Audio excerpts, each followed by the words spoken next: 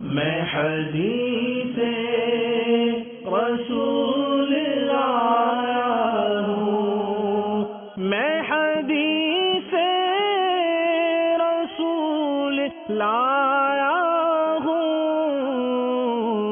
لو مدینے کا پھول لایا ہوں، میں حدیث رسول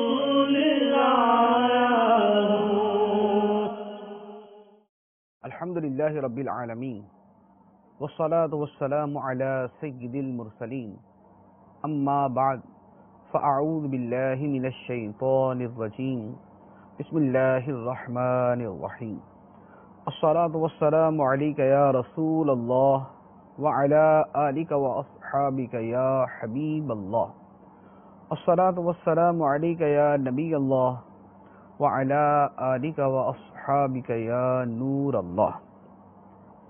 سرکار دو عالم نور مجسم صلی اللہ تعالی علیہ وآلہ وسلم کا فرمان علی شان ہے، بروز قیامت تم میں سے میرے سب سے زیادہ نزدیک وہ شخص ہوگا جس نے دنیا میں مجھ پر کثرت سے درود پڑھا ہوگا۔ صلو علی الحبیب صلی اللہ تعالی علی محمد صلی اللہ علیہ وسلم۔ فیضان ریاض الصالحین کے سلسلے میں حاضر ہیں اور آج مختلف ابواب کے اوپر گفتگو ہوگی، جس میں سب سے پہلے کلام جو ہے وہ صدق یعنی سچ کے بارے میں ہے۔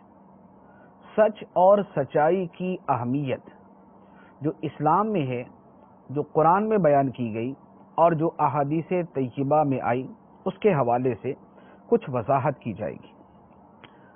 صدق اور سچائی جو ہے یہ قول کے اندر بھی ہوتی ہے اور فعل کے اندر بھی، یعنی آدمی کی بات بھی سچی ہو اور اس کا عمل بھی سچا ہو، دونوں اعتبار سے ان چیزوں کو صدق ہی کہا جاتا ہے۔ پھر اسی طرح ایک اور بات بھی یہاں پر وضاحت طلب ہے، وہ یہ ہے کہ ایک سچ بولنا ہے اور ایک سچ کر دکھانا ہے۔ سچ بولنا تو یہ کہ آدمی بات کرے اور وہ حقیقت اور واقع کے مطابق ہو، اور سچا کر دکھانا یہ ہے کہ آدمی جو وعدہ کرے اسے پورا کرے۔ مثال کے طور پہ بندوں سے ہم وعدہ کرتے ہیں، لوگوں سے ہم وعدہ کرتے ہیں، اس وعدے کو پورا کریں تو یہ اس وعدے کو سچا کر دکھانا ہے، اور اللہ تعالیٰ سے جو وعدہ کریں اس وعدے کو پورا کریں تو اس وعدے کے اندر ہم سچے ہیں۔ اللہ تعالیٰ سے ہم کون سا وعدہ کرتے ہیں؟ جب کوئی بندہ مسلمان ہوتا ہے یا وہ پیدائشی مسلمان ہے اور وہ سمجھدار ہوتا ہے اور اسے یہ پتہ ہوتا ہے کہ میں مسلمان ہوں، تو بحیثیت مسلمان یا اسلام قبول کرتے ہوئے اس کا یہ وعدہ ہوتا ہے کہ وہ اللہ تعالیٰ کی بندگی کرے گا، زندگی کے جملہ معاملات میں اللہ تعالیٰ کی اطاعت کرے گا، اس کے احکام پہ عمل کرے گا، جن چیزوں کے کرنے کا اللہ نے حکم دیا ہے انہیں بجا لائے گا، اور جن چیزوں سے اللہ نے منع کیا ہے ان سے باز رہے گا۔ یہ ہر مسلمان کا خدا کے ساتھ وعدہ ہے۔ اب اس وعدے میں جو اپنے آپ کو سچا کر دکھاتا ہے وہ اپنے عمل کے اندر بھی سچا ہے، اپنے ایمان کے اندر بھی سچا ہے۔ اسی طرح بعض اوقات لوگوں پہ کوئی مشکل پیش آتی ہے تو مشکل وقت میں بہت سے لوگ اللہ تعالیٰ سے وعدہ کرتے ہیں کہ اے اللہ، اگر تو نے اس مشکل سے ہمیں نجات دے دی تو اس کے بعد ہم تیری نافرمانی نہیں کریں گے، ہم نماز پابندی کے ساتھ پڑھیں گے، ہم تیری راہ میں اتنا مال خرچ کریں گے۔ تو یہ اللہ تعالیٰ سے ان کا وعدہ ہوتا ہے۔ اب جب اس وعدے کو پورا کرنے کا وقت آتا ہے، یعنی ان کی مشکل ٹل گئی، ان کا مسئلہ حل ہو گیا، اور اب اس کے بعد انہیں اللہ کی راہ میں خرچ کرنا ہے، نیکی کی زندگی گزارنی ہے، گناہوں سے اپنے آپ کو بچانا ہے، تو اب اس وعدے میں اپنے آپ کو سچا کر دکھانا اب یہ ضروری ہے۔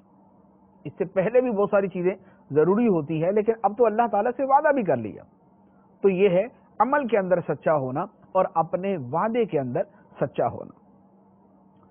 پھر سچ کی اور صدق کی بہت ساری قسمیں ہیں۔ امام غزالی رحمۃ اللہ علیہ نے احیاء العلوم کی 4 جلد میں اس پر بڑا تفصیل کے ساتھ کلام فرمایا ہے۔ امام غزالی رحمۃ اللہ علیہ فرماتے ہیں کہ صدق کی 6 قسمیں ہیں، صدق کی، سچائی کی 6 قسمیں ہیں۔ پہلی قسم ہے گفتگو کے اندر سچا ہونا۔ آدمی بات کرے تو وہ خلاف واقع نہ ہو، جھوٹ نہ ہو، یہ ہے آدمی گفتگو کے اندر سچا ہو۔ صدق کی دوسری قسم ہے نیت اور ارادے میں سچا ہونا۔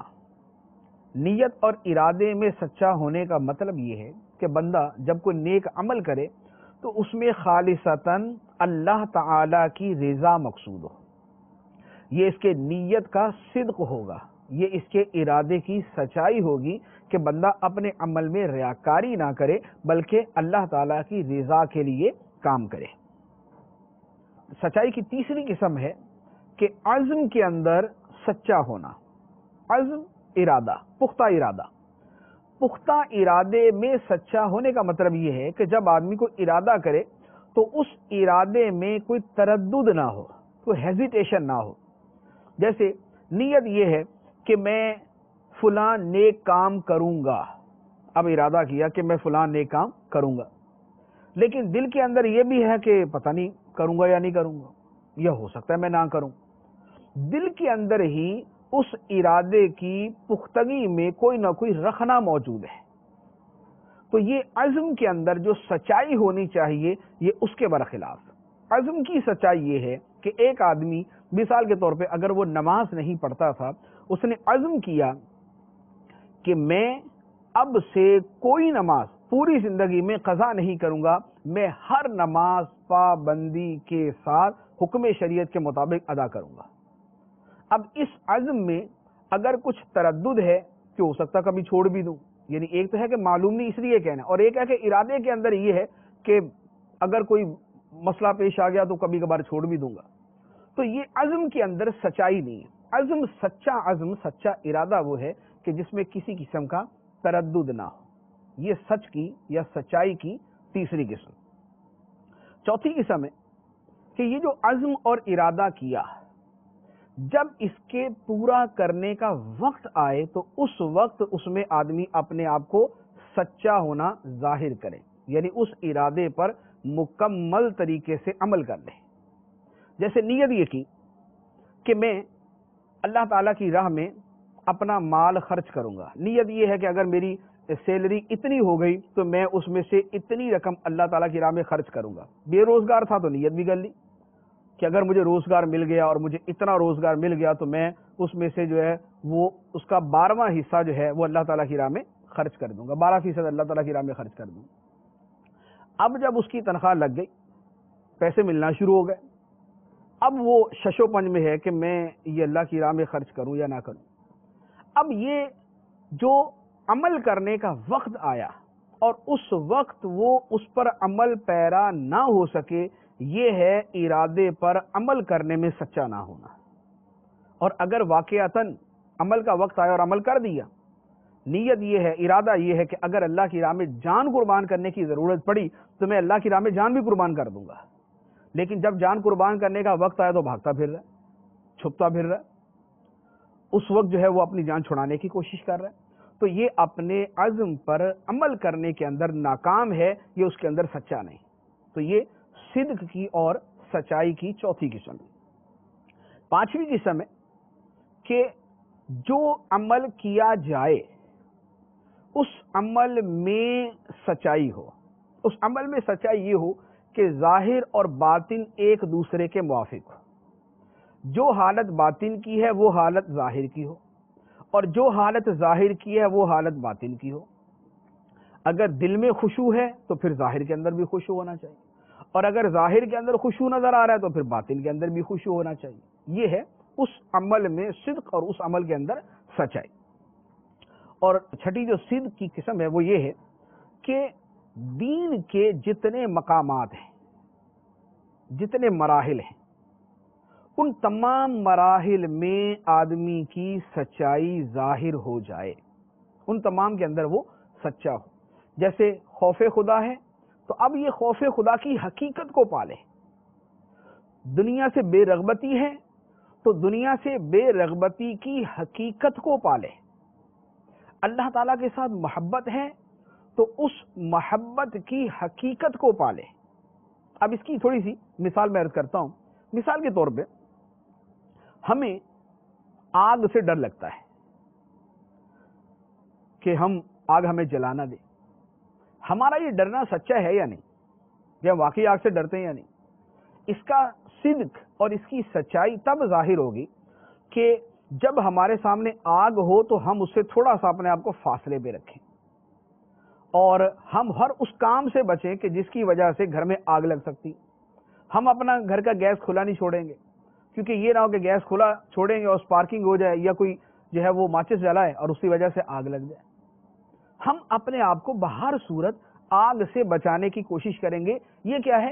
یہ ہم واقعی آگ سے ڈرتے ہیں. ہمارا آگ سے ڈرنا سچا ہے، اس لیے ہم ہر وہ طریقہ اختیار کریں گے جس سے ہر بندہ یہ سمجھ جائے گا کہ بھئی اسے آگ سے ڈر لگتا ہے. تو یہ ہے کسی شے کی حقیقت کو پا لینا. اب ہم کہتے ہیں کہ ہم اللہ تعالیٰ سے ڈرتے ہیں.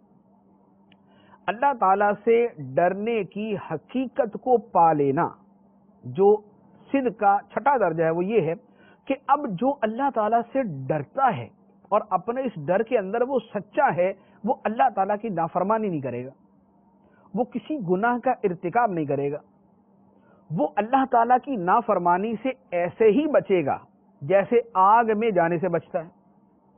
اگر اس کی یہ کیفیت ہے کہ ہر گناہ اسے یوں لگتا ہے کہ یہ گناہ تو سانپ ہے جو مجھے ڈس لے گا، تو اس کا مطلب یہ ہوا کہ یہ اپنے خوف میں سچا ہے. اور اگر اسے پرواہ نہیں ہے، نماز چھوٹتی ہے تو چھوٹتی رہے، روزہ چھوٹتا ہے تو چھوٹتا رہے، لوگوں کی حق تلفی ہوتی ہے تو ہوتی رہے، پڑوسی سے تنگ ہے تو تنگ ہوتے رہے، لوگ اس کی ایذا کی وجہ سے پریشان ہے تو پریشان رہے.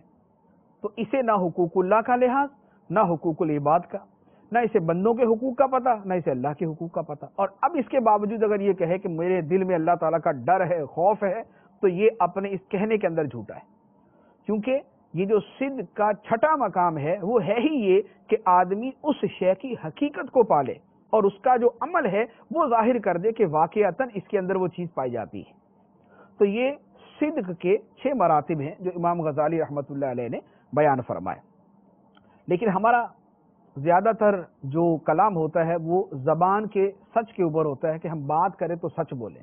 لیکن قرآن و حدیث کے اندر لفظ صدق، لفظ صادق، لفظ صدیق، لفظ صدیقین، یہ الفاظ مختلف معانی میں آتے ہیں. یہ زبان کی سچائی کے بارے میں بھی آتے ہیں اور یہ اپنے ارادے، عمل اور اپنے مقامات یقین اور مقامات ایمان کی سچائی کے اندر بھی استعمال ہوتے ہیں.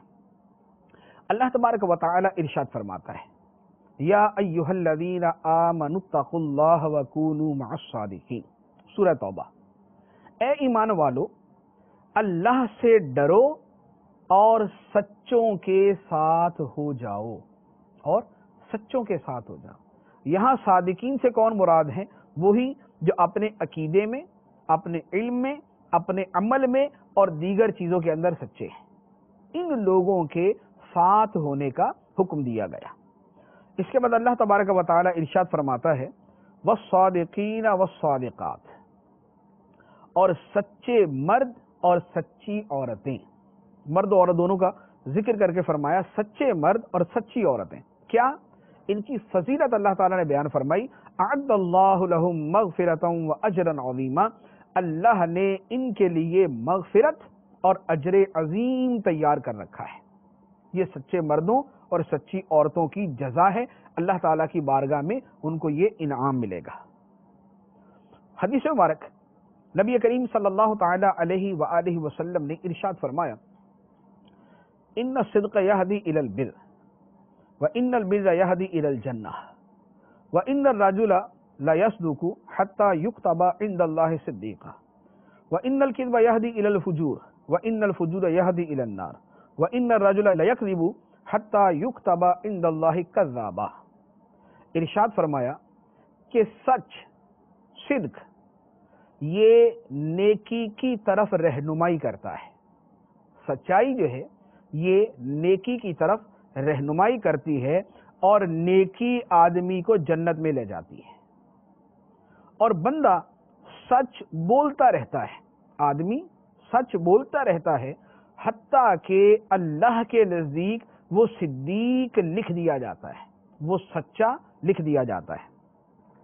اور فرمایا کہ بے شک جھوٹ نافرمانی تک لے جاتا ہے اور نافرمانی جہنم میں لے جاتی ہے، اور بندہ جھوٹ بولتا رہتا ہے حتیٰ کہ اللہ کے نزدیک وہ کذاب یعنی جھوٹا لکھ دیا جاتا ہے۔ سچ اور جھوٹ دونوں کے بارے میں یہاں پر حدیث مبارک کے اندر بیان فرما دیا گیا، جس سے پتہ چلتا ہے کہ سچا آدمی خدا کو پسند ہے اور جھوٹا آدمی اللہ کو ناپسند ہے۔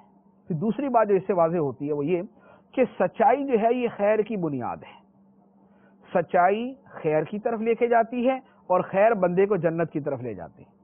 تو جو آدمی سچا ہوتا ہے، یہ سچا ہونا بہت سی نیکیوں کا پیش خیمہ ثابت ہوتا ہے، یہ بہت سی نیکیوں کی بنیاد بنتی ہے، ان کا ذریعہ بنتا ہے۔ جو آدمی سچا ہوتا ہے اس سے افعال خیر سرزد ہوتے ہیں۔ اور جہاں تک جھوٹ کا تعلق ہے تو جھوٹ جو ہے یہ شر کی بنیاد بنتا ہے، اور شر جو ہے یہ آدمی کو جہنم کی طرف لے جاتا ہے۔ بہت سی برائیاں، اخلاقی برائیاں، بہت سی دنیاوی برائیاں، ان سب کا جو وجود ہے وہ جھوٹ کی وجہ سے ہوتا ہے۔ لہذا سچ بولنے والا اللہ کی بارگاہ میں سچا لکھ دیا جاتا ہے، اور جھوٹ بولنے والا خدا کی بارگاہ میں جھوٹا لکھ دیا جاتا ہے۔ سچ خیر کی طرف لے کے جاتا ہے اور خیر جنت کی طرف، اور جھوٹ شر کی طرف لے کے جاتا ہے اور شر جو ہے وہ جہنم کی طرف لے کے جاتی ہے۔ تو لہذا اپنی گفتگو کے اندر بطور خاص اس حوالے سے غور و خوض کرنا چاہیے کہ ہماری زبان سچ بولنے کی عادی ہے یا نہیں۔ اس کے بعد اگلی حدیث مبارک بخاری شریف کی حدیث ہے، طویل حدیث ہے، اس کا ایک چھوٹا سا ٹکڑا جو ہے وہ پیش کرتا ہوں۔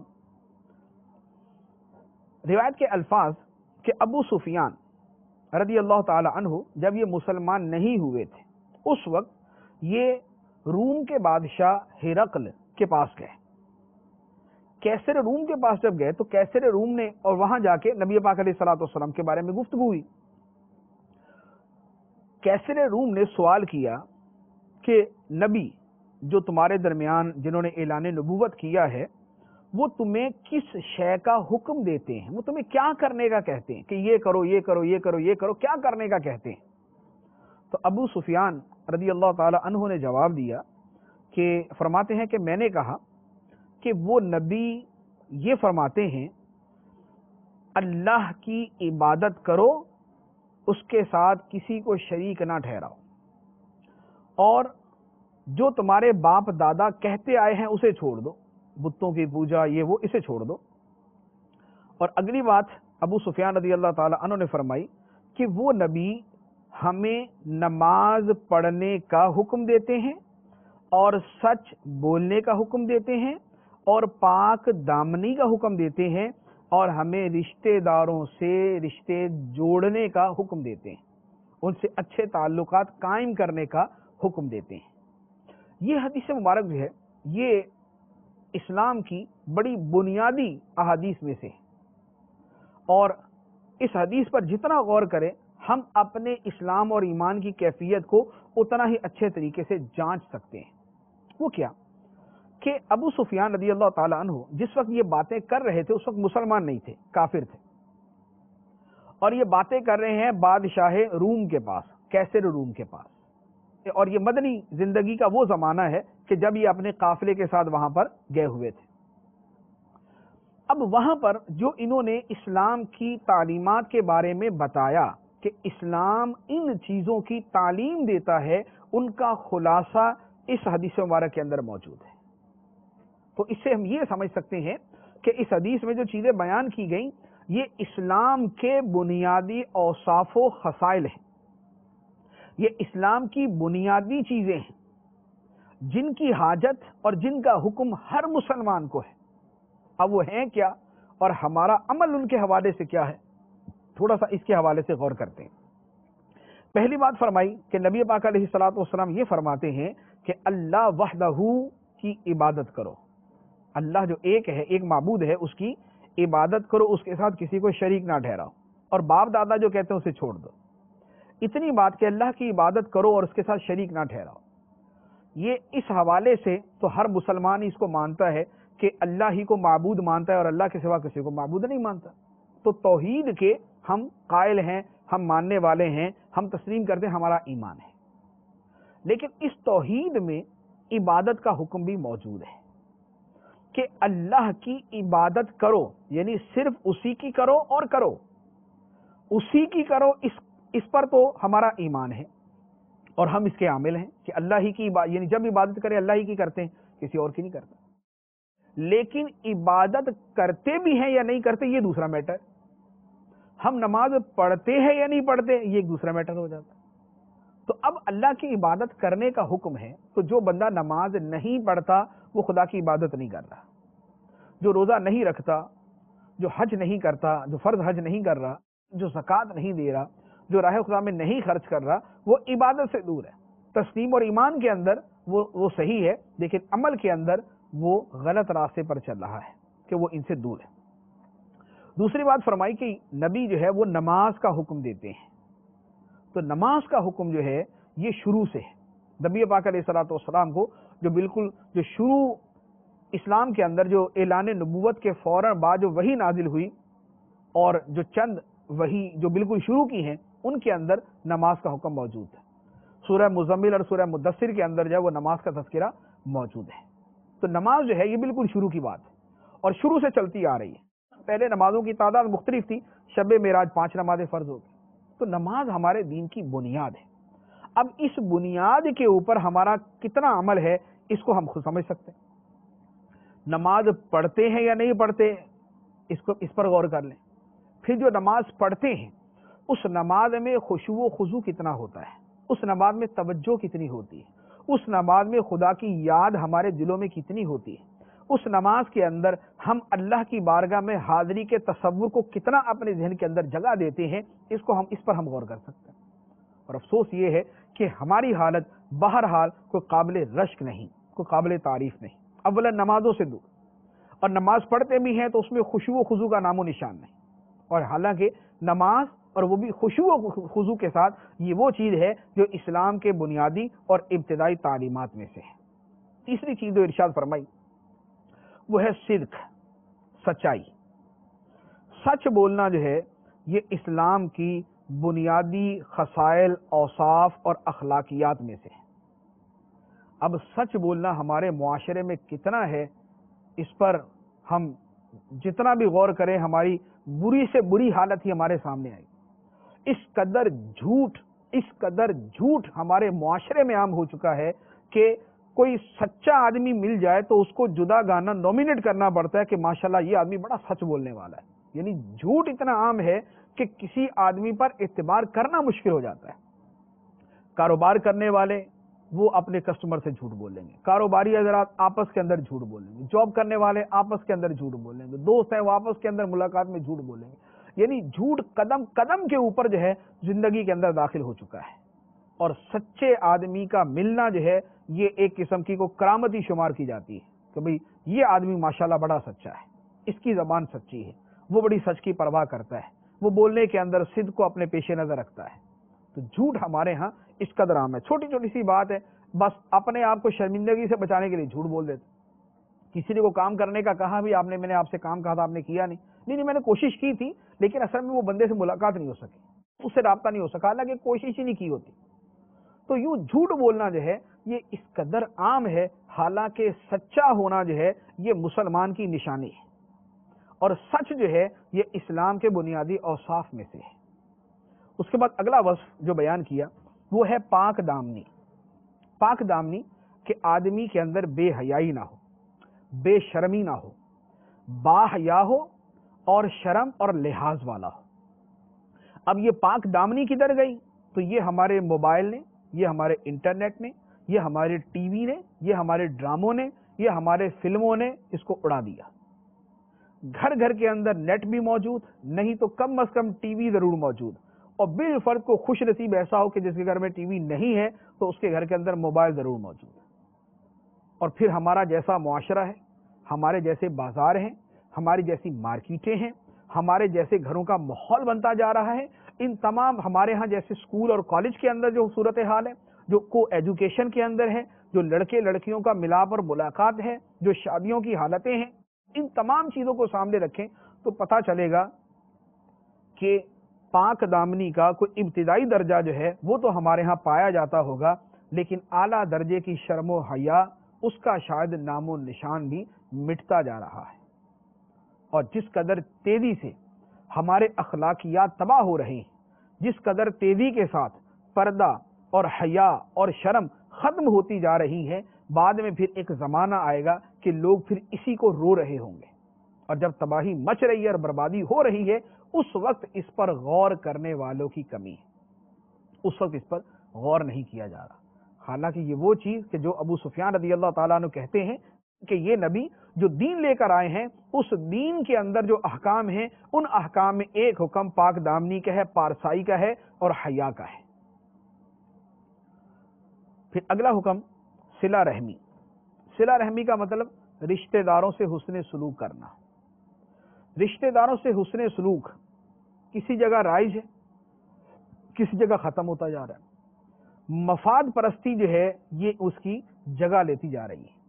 جہاں پر جس کے ساتھ مفاد وابستہ ہے اس کے ساتھ رشتہ داری بھی ہے، اس کے ساتھ تعلق بھی ہے، اس کے ساتھ میل ملاپ بھی ہے، اس کے ہاں آنا جانا بھی ہے، اس کو تحفے تحائف کا لینا دینا بھی ہے، اس کو فون بھی کرنا ہے، اس سے اچھے طریقے سے مسکرا کر ملنا بھی ہے، جہاں پر مفاد ہے۔ اور اگر مفاد نہیں ہے تو اب خواہ وہ سگا بھائی ہو، وہ بہن ہو، وہ خالہ ہو، یا وہ کوئی اور رشتہ دار ہو کہ جن کے ساتھ حسن سلوک کا حکم ہے، آدمی ان سے کنی کترانے کی کوشش کرتا ہے، ان سے دور ہٹنے کی کوشش کرتا ہے، جبکہ مطلقاً صلہ رحمی کا حکم دیا گیا کہ تم اپنے رشتہ داروں کے ساتھ اچھا سلوک کرو۔ تو یہ حدیث مبارک جو ہے یہ بہت ساری چیزوں کو بیان کرتی ہے، جس میں سے صدق اور سچائی کا بیان بھی موجود ہے کہ سچ بولنا جو ہے یہ مسلمانوں کے بنیادی اخلاق و اوصاف میں سے ہے۔ اس کے بعد اگلا باب ہے مراقبہ کے بارے میں۔ مراقبہ ہے کہ اس بات کو اپنے ذہن میں رکھنا کہ اللہ تبارک و تعالی ہمیں دیکھ رہا ہے اور وہ اپنے علم و قدرت کے ساتھ ہمارے ساتھ ہے۔ ہماری ہر حالت و کیفیت اللہ تعالیٰ کے سامنے عیاں ہے، کوئی شے اللہ تعالیٰ پر پوشیدہ نہیں۔ یہ مراقبہ ہے۔ مراقبے کا بیان اللہ تبارک و تعالیٰ نے قرآن پاک میں بہت ساری جگہوں پر فرمایا ہے، جس سے مراقبے کا مفہوم جو ہے وہ ہمیں سمجھ آ جاتا ہے۔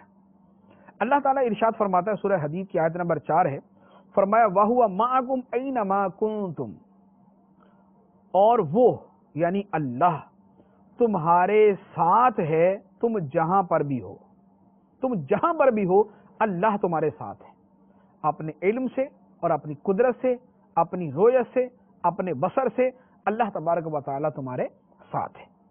دوسری آیت میں ارشاد فرمایا، سورہ آل عمران کی آیت نمبر 5 ہے، فرمایا ان اللہ لا یخفی علیہ شیء فی الارض ولا فی السماء، بے شک اللہ پر نہ کوئی زمین میں شے پوشیدہ ہے اور نہ آسمانوں میں۔ آسمان و زمین کی ہر شے اللہ پر ظاہر ہے، کوئی شے اللہ سے پوشیدہ نہیں۔ تیسری آیت میں ارشاد فرمایا ان ربک لبالمرصاد، بے شک تمہارا رب نگرانی میں ہے، یعنی وہ تمہاری نگرانی کر رہا ہے۔ چوتھی آیت اللہ تعالیٰ ارشاد فرماتا ہے یعلم خائنۃ الاعین وما تخفی الصدور، وہ جانتا ہے آنکھوں کی خیانتیں اور جو کچھ دلوں میں چھپا ہوا ہے، جو سینوں میں چھپا ہوا ہے اللہ اسے بھی جانتا ہے، اور جو آنکھیں خیانت کرتی ہیں اللہ تعالیٰ اسے بھی جانتا ہے۔ یہ آیات مبارکہ جس سے جو مفہوم ہمارے سامنے آ رہا ہے، فرمایا کہ اللہ تعالیٰ پر آسمان و زمین کی کوئی شے پوشیدہ نہیں، اللہ تعالیٰ ہماری نگرانی فرما رہا ہے، وہ ہماری آنکھوں کی خیانتوں کو بھی جانتا ہے، اور ہمارے دل کے اندر جو منصوبے اور پلان بنتے ہیں اللہ تعالیٰ انہیں بھی جانتا ہے، اور اللہ تعالیٰ ہمارے ساتھ ہے ہم جہاں پر بھی ہوں، اپنے علم اور اپنی قدرت کے ساتھ۔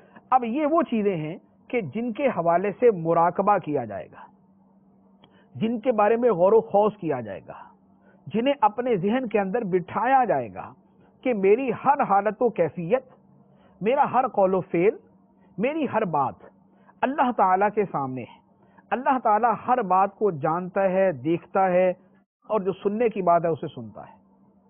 تو لہذا جب یہ تصور آدمی کے ذہن میں بیٹھ جائے کہ میں اگر برا عمل کرنے لگا ہوں تو خدا مجھے دیکھ رہا ہے، اگر میں بری بات کہنے لگا ہوں تو خدا میری بات کو سن رہا ہے، اگر میں کسی گناہ کا ارتکاب کرنے جا رہا ہوں تو میں اللہ تعالیٰ کی نگرانی میں ہوں، اللہ تعالیٰ میرا مشاہدہ فرما رہا ہے۔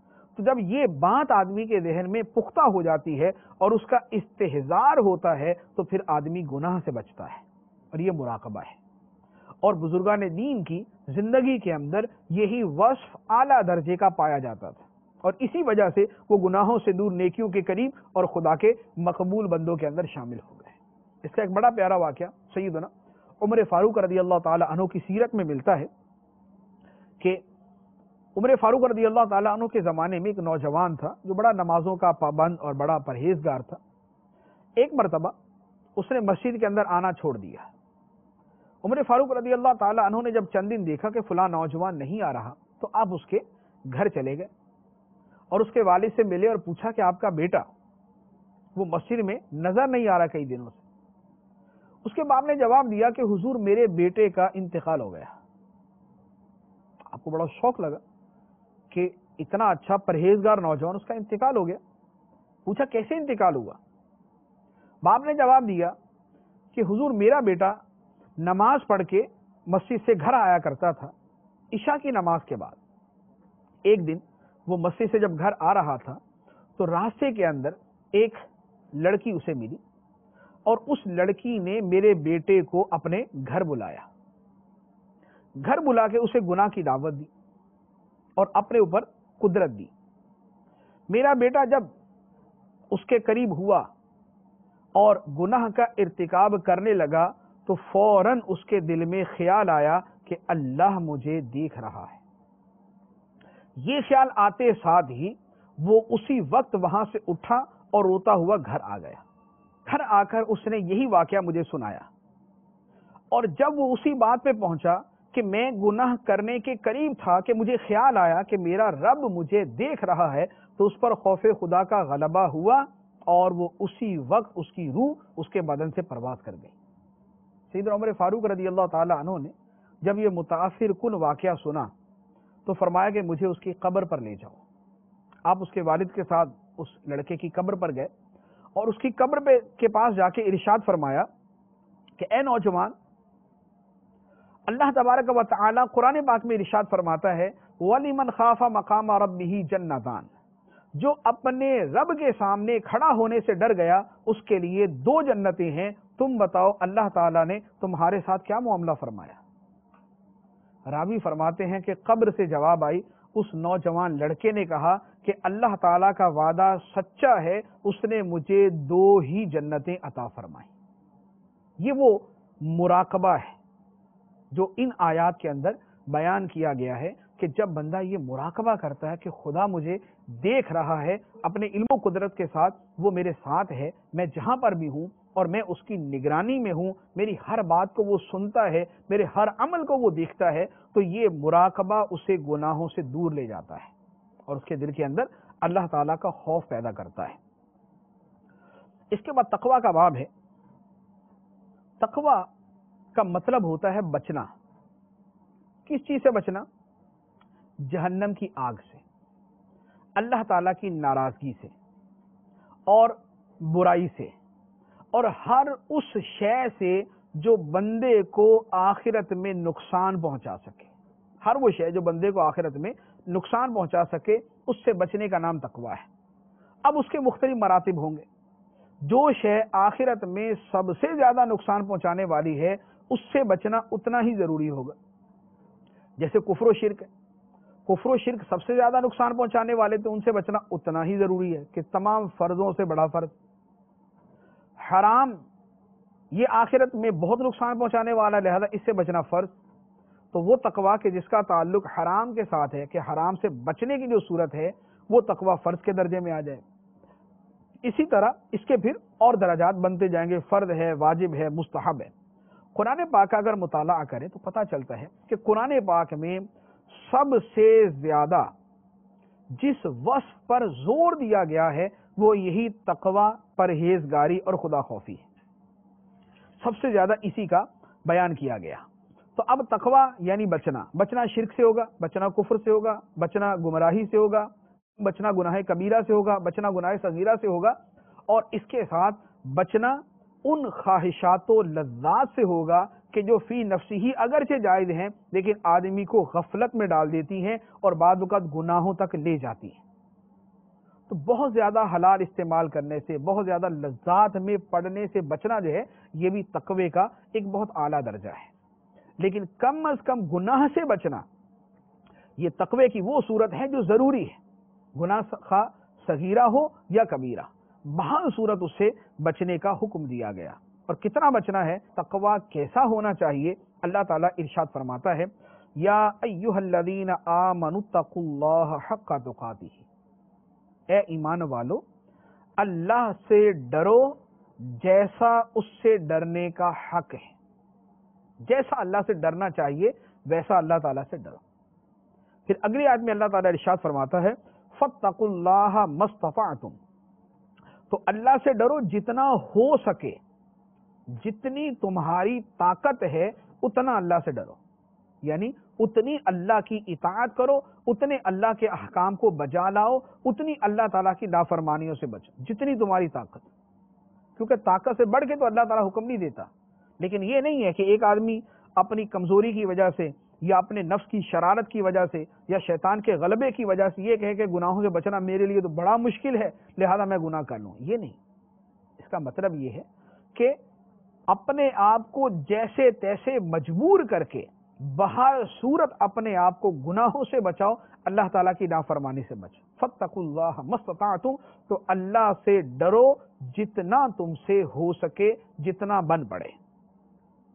ایک اور آیت میں اللہ تعالیٰ تقوی کی فضیلت بیان فرماتا ہے، ارشاد فرمایا وَمَن يَتَّقِ اللَّهَ يَجْعَل لَّهُ مَخْرَجًا وَيَرْزُقْهُ مِنْ حَيْثُ لَا يَحْتَسِبُ، اور جو اللہ سے ڈرتا ہے، اللہ کا تقوی اختیار کرتا ہے، اللہ تعالیٰ اس کے لیے نکلنے کا راستہ بنا دیتا ہے۔ نکلنے کا راستہ بنا دیتا کیا مطلب؟ مطلب یہ کہ اللہ تعالیٰ کا جو تقوی اختیار کرنے والا ہے، اللہ تعالیٰ مشکلات سے نکلنے کا راستہ اس کے لیے پیدا فرما دیتا ہے، یعنی وہ مشکلات میں پڑ جائے تو اللہ تعالیٰ اسے نجات کا راستہ بھی عطا فرما دیتا ہے۔ اور دوسری فضیلت بیان فرمائی وَيَرْزُقْهُ مِنْ حَيْثُ لَا يَحْتَسِبُ، اور اللہ اسے وہاں سے روزی عطا فرماتا ہے جہاں سے اس کا گمان بھی نہیں ہوتا، جہاں بندے کو تصور بھی نہیں ہے کہ مجھے فلاں جگہ سے رزق مل جائے گا، متقی آدمی کو اللہ تعالیٰ وہاں سے رزق عطا فرما دیتا ہے۔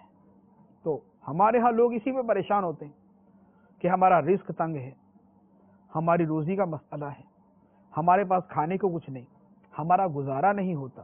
یہ جتنے بھی مسائل ہیں کہ جن کا تعلق رزق روزی کے ساتھ ہے اور روزگار کے ساتھ ہے، اللہ تبارک و تعالی نے قرآن کے اندر بیان فرما دیا کہ جو تقوی اختیار کرتا ہے اللہ تعالیٰ اسے وہاں سے رزق عطا فرماتا ہے جہاں بندے کا گمان بھی نہیں ہوتا۔ اللہ کے اس وعدے پر سچے دل کے ساتھ یقین کر کے تقوی اختیار کرنے کی کوشش کریں، پھر اس کے بعد دیکھیں اللہ تعالیٰ اپنے وعدے کو کیسا پورا کرتا ہے۔ یہ جتنی پریشانیاں ہیں، یہ جتنی بے روزگاریاں ہیں، یہ جتنی رزق کی کمی ہے، یہ جتنی روزی کے اندر تنگی ہے، یہ تمام کی تمام دور ہو جائیں گی، کیونکہ اللہ تعالیٰ نے قرآن کے اندر اس کا وعدہ فرمایا ہے۔ ایک اور آیت میں اللہ تعالیٰ تقوی کی فضیلت بیان فرماتا ہے، سورہ انفال کی آیت، ارشاد فرمایا ان تتقوا اللہ یجعل لکم فرقانا ویکفر عنکم سیئاتکم ویغفر لکم واللہ ذو الفضل العظیم۔ فرمایا اگر تم اللہ کا تقوی اختیار کرو تو اللہ تمہارے لیے فرقان بنا دے گا اور تمہاری برائیوں کو مٹا دے گا اور تمہاری مغفرت فرما دے گا، اور اللہ فضل والا، عظمت والا ہے۔ اللہ تعالیٰ تمہارے لیے فرقان بنا دے گا۔ فرقان کا مطلب کہ حق اور باطل کے درمیان فرق کرنے کی تمیز، سچ یہ ہے، جھوٹ یہ ہے، صحیح یہ ہے، غلط یہ ہے۔ اللہ تعالیٰ ان کے درمیان فیصلے کی توفیق عطا فرما دیتا ہے اور گناہوں کو مٹا دیتا ہے اور بندے کی مغفرت فرما دیتا ہے۔ اب پچھلی آیت اور اس آیت کو اگر ملا کے دیکھیں تو گویا تقوی وہ وصف ہے، اللہ کی نافرمانی سے بچنا، آخرت میں نقصان پہنچانے والی چیزوں سے بچنا، وہ وصف ہے، وہ ایسا عظیم کام ہے کہ جس کی وجہ سے دنیا کا بھی بھلا ہوگا اور آخرت کا بھی بھلا ہوگا۔ دنیا کا اللہ تعالیٰ نے فرما دیا کہ مشکلات سے نکلنے کا اللہ تعالیٰ متقی کو راستہ دے دے گا، اور اسے وہاں سے رزق عطا فرمائے گا جہاں سے گمان نہیں ہوگا. یہ دنیا کا فائدہ. اور آخرت کا فائدہ ساتھ ہی بیان فرما دیا کہ اللہ تعالیٰ اس کی برائیوں کو مٹا دے گا, اس کے گناہوں کو معاف فرما دے گا. تو گویا دنیا اور آخرت دونوں جہان کا فائدہ تقوی کے اندر موجود ہے. اللہ تبارک و تعالی ہمیں تقوی کی دولت عطا فرمائے, اپنے متقین بندوں کا قرب عطا فرمائے اور متقی لوگوں میں شامل فرمائے. آمین بجاہ النبی الامین صلی اللہ علیہ وسلم. میں حدیث رسول لایا ہوں, میں حدیث رسول لایا ہوں, لو مدینے کا پھول لایا ہوں, میں حدیث